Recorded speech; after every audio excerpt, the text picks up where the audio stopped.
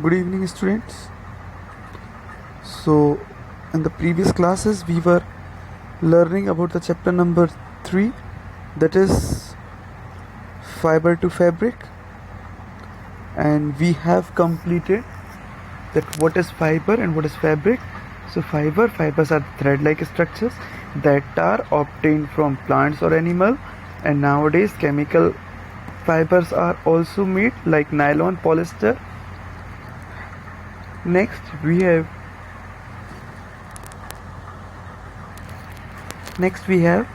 learn about different types of animal fiber. We get animal fiber wool from sheep, camel, goat and rabbit. Now today we will look to the further chapter and see our new topic, that is wool production. Now today we will see with our new topic, wool production, how is wool taken from the animal and how it goes through various steps and finally turn into the new product. So the process in which the hair or fur that we get from the animal is cleaned, processed and woven into wools is called a wool production. The process in which the hair or fur from animal is cleaned, processed and woven into an wool, the process is called wool production. The various steps involved in the wool production we will look one by one. So first is the shearing. The first steps involves in the first process involved in the production of wool is shearing, as you can see in this diagram. So shearing refers to the removal of the hair or fur of animal. The superficial removal of the hair or fur of the animal is known as shearing. The shearing usually takes place during spring or summer. Why during spring or summer shearing is done? Because when we take this, because due to the wool the temperature of the animal also get rises, so to protect them from the heat of the summer season and to get the wool out of them, the shearing is usually preferred in the spring or summer season. Shearing does not, as we see that we get a haircut, so when we get a haircut we don't have any kind of pain. In the same way, when shearing is done, animal does not get hurt, but actually it helps them. How it does help them? It helps them as the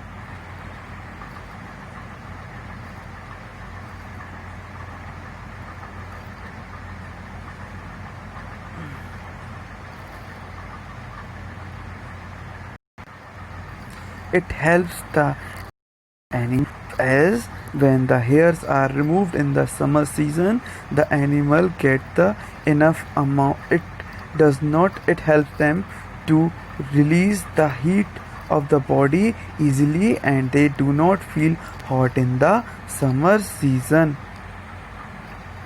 The fallen or loose hair of the sheep is collected and used to make, when all the hairs are removed from the sheep's body, then this removed hair are collected to make the wool. All the hairs are collected to make the wool. After shearing, the second steps involved is the scoring. What is a scoring? Scoring is a process in which shorn hairs are washed to get rid of dirt, dust and grease. है ना? So shearing is a process in which shorn hair is washed to get rid of dirt, hair, dust, and grease. It is usually done with the help of machines. So when all the hairs are taken out from the sheep body, so these hairs are washed to remove dirt and dust particle from this, remove the dust and dirt particles. This is usually done with the help of the machine. After this, the next process is grading. Once the wool is taken from the sheep and is once the fur are taken from the sheep and are washed, then these wools are sorted according to the quality. These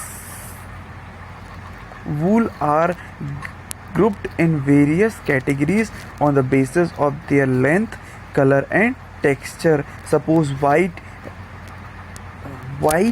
hairs are kept in another group, है ना, long hairs are kept in another group. So different hairs are graded in different ways. So the different hairs are graded in different ways. So to easily grade the wools. So the process in which the sorting and grouping of wool according to its feature, that is length, color, and texture, is done. It is called grading. The process of sorting and grouping wool according to its feature is called grading. Once the wool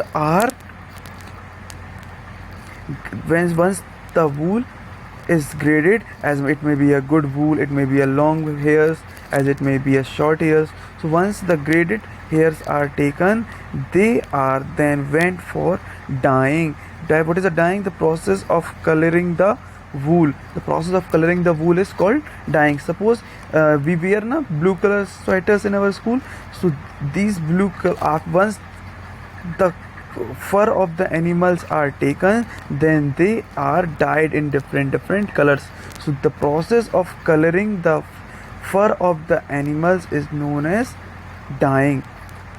Okay, next, after dyeing the cloth, these are let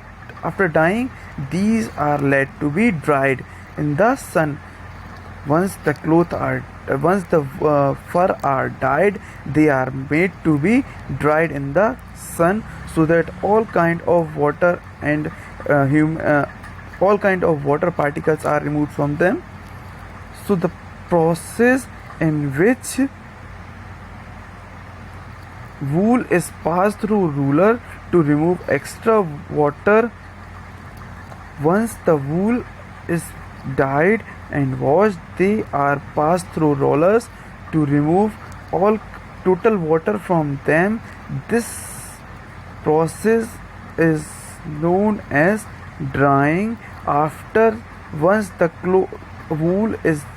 fur are dried, they are packed into the bales and then sent to the mills for the making the cloth. So once the wool are dried, they are turned into the bales, and these bales are sent to the mills. Now next, from bales to the cloth. So once the cloth in the wool fibers are made into yarn. You can see the diagram also. See this diagrams. This is the bales. Bales means a thick bundles of the hair or fur of the animal. So first, the cloth are sent to the once the bales are sent to the mills. So these bales are passed through the rollers to remove once washed again, and they to remove the dirt. Then these are passed from the machine that combs the wool fiber. This you can see, these are the comb like structure. These bales are passed through the comb like machine which combs the wool fibers, and these comb fibers are twisted to thread of wool. Now they are twisted to thread of the wools. These are called as yarns. These are called as yarn. These yarn is wound in the balls of wool, and then which these you can see, once these yarn is prepared, they are rolled to make a wound, and these wound are then turned into thread. So these wounds are turned into thread, and through this thread our wools or woolen cloth are prepared. Once again I am repeating, after drying the walls, the fur are packed into bales, and these bales are sent to the mills. In the mills, these bales are again once washed and dried. After drying, these are sent to a machine which combs these hairs, and this combed hair are then twisted to turn into threads of wool. These threads of wool are called yarn. These yarn are wound into the balls of wool. Wait a minute. Now you can see exactly what I'm saying.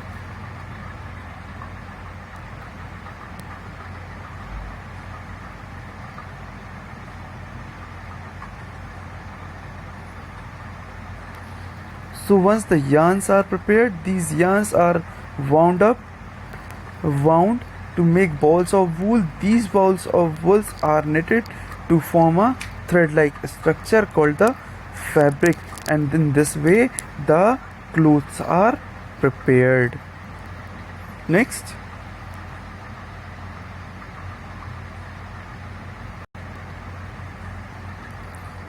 we will see what are the health hazards included in the production of wool. What are the hazardous health problems that the person working during the wool production may suffer from? The biggest health hazard faced by the people in the working in the wool industry is anthrax. Remember this word, the anthrax. The person working in the wool production may suffer from a disease which is called anthrax. Anthrax is a respiratory infection. This respiratory infection generally occurs in the lungs.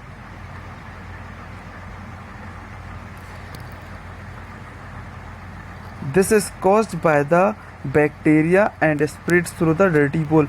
This anthrax is caused in a person through a bacteria.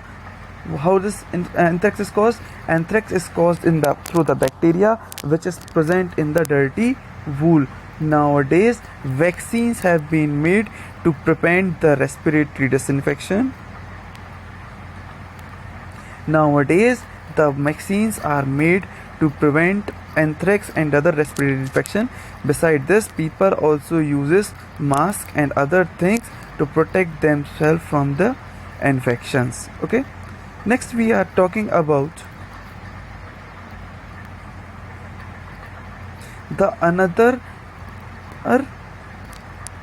animal fiber, that is silk. Next, the important animal fiber is silk. What is a silk? Silk is another animal fiber that is used to make good quality of cloth. What is a silk? Silk is another animal fiber that is used to make good quality of cloth. We get silk from an insect called silkworm. How do we get the silk? We get the silk from a small insect which is called a silkworms. What is the speciality of the silk? Silk are usually soft and shiny. Silk are usually very soft in touch and they have a lustrous shine. Like wool, silk also traps the heat of the body and can therefore be worn in winter. So like woolen clothes are worn in winter, silk clothes are also worn in winter because they traps the heat of the sun. Now we will see how do we get the silk. As just now we have seen that we get silk from the silkworm. So just we will see the life cycle, and I think so you have studied in the previous classes also that about the life cycle of a silkworm, but just we are going to revise this once. Okay.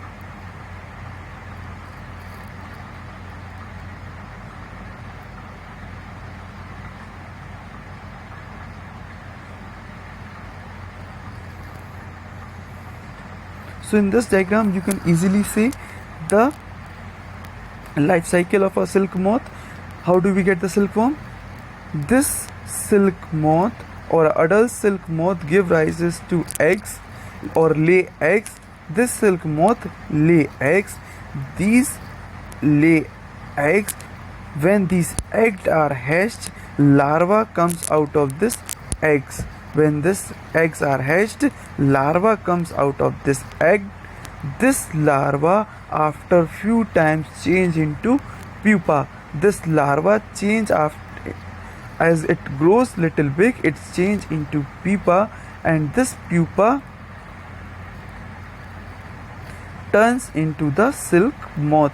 So this is called the life, and this silk moth again lay eggs. So this is complete cycle from silk moth to the eggs, and after egg it turned into the larva. This larva get changed into pupa, and this pupa again turn into silk moth, and this silk moth again lay eggs. So this complete cycle is known as the life cycle of the silk moth, adult silk moth. Now we will look about the silk production.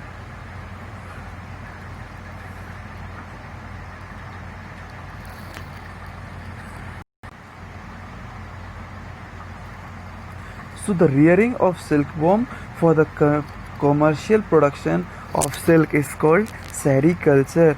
The production of silkworm, the rearing of silkworm to produce silk out of them is known as sericulture. Now we will just look the different steps involved in the sericulture.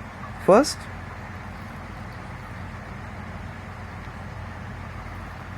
the first step, healthy silk moths are selected for breeding to get good quality of silk.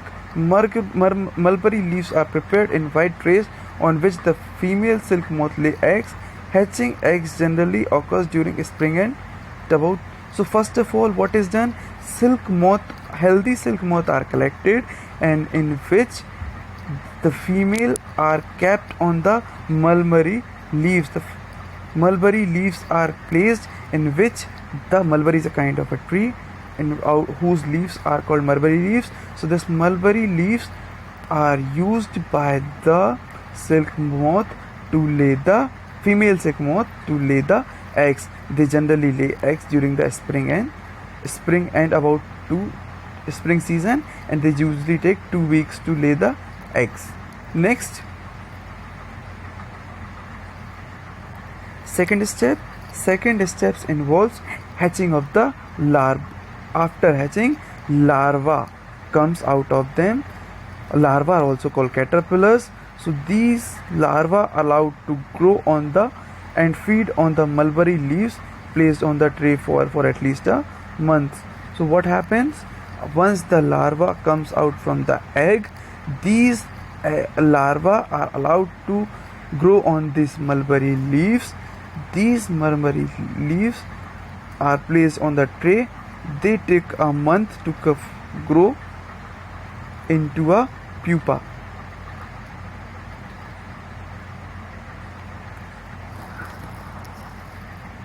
After the feeding of the larva become mature and start preparing for next stage. So once the larva is grown, it comes in the next stage.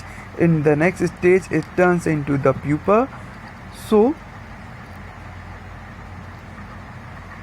twigs and rags are placed on the small twigs and rags are placed on the tray so that the caterpillar can spin cocoons on them. So now these caterpillars turn into cocoons.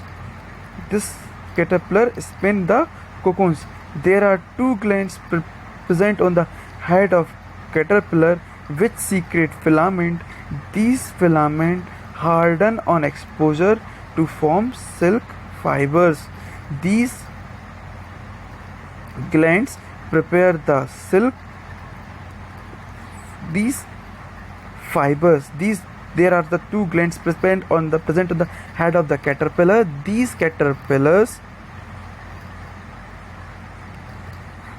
filament helps in the production of silk fibers. Spinning of cocoon takes about a week. The caterpillar itself hides within the cocoon and prepare for its adult stage. So they turn into cocoons. You can see the cocoon. This is the cocoon. The outer covering is a cocoon and this is a pupa. This insect is inside the cocoon and this is the pupa. Once the larvae are grown, the cocoons are harvested. So before the adult moth break the cocoons, the cocoons are harvested. They are put in the, you can see this, I will explain through diagrams also. I will. First, the moth gives the lays eggs. Just wait a minute.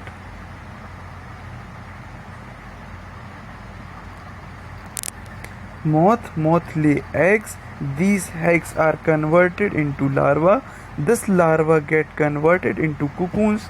These cocoons are kept in the boiling water. These cocoons are kept in the boiling water to kill the pupa inside this. The pupa are killed by keeping this cocoons in a hot boiled water. After putting these cocoons in the hot boiled water,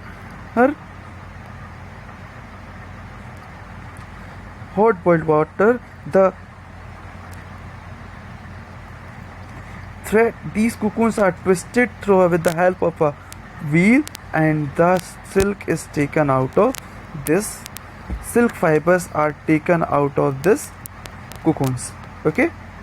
Next, once the silk fiber are taken out of this cocoons, they are wound into thread and they are then dyed and woven to make the silk fiber. Okay. So now there are, as we have seen that there are different varieties of wool. In the same way, there are different variety of silk.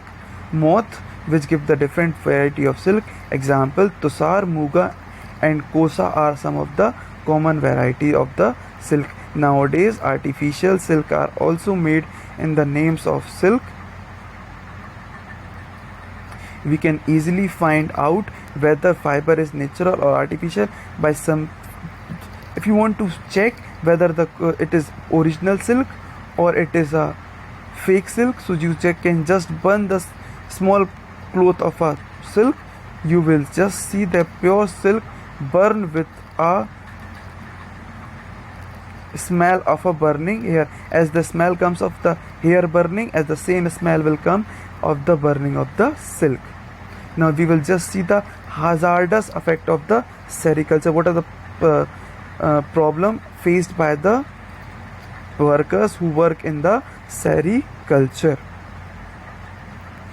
So first, working or handling the dead worms with the bare hand to using or working with the dead worms may cause various skin infections to the worker. So first problem is first hazardous effect is the problem of infection while working with the dead worms.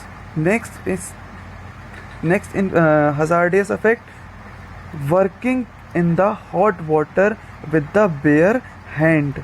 Working or dipping the bare hand into hot water to check silk thread can cause blister and wounds. Blister or wound, these wound if left untreated may cause to the further infection. So we must use gloves to see in the hot water. Next, worker have to stand for several hours while putting out silk thread from the cocoons. So this can cause health issue like backache or spine problem as they have to stand for long hours. Last hazardous effect, air pollution is also caused in the areas near the silk production. So fumes of boiling cocoon can cause breathing problem like asthma, bronchitis and other respiratory infections. So here your chapter number 3 explanation is over. Tomorrow I will give the question answer of the chapter number 3. Okay.